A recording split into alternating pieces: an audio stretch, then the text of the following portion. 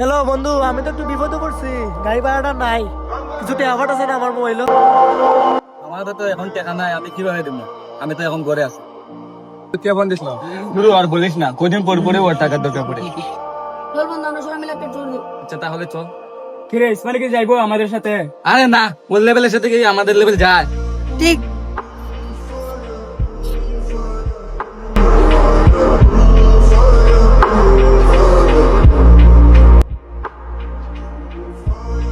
কিরে, মন খারাপ নাকি?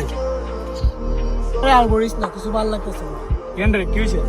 আমি কয়দিন ধরে অসুস্থ, বন্ধু বান্ধবে কল দিলাম, তারা সাহায্য করতেছে না আমাকে। আরে বেটা, এগুলো নিয়ে চিন্তা করো, আমি আছি না অল্প কিছু টাকার জন্য। ধর বেটা।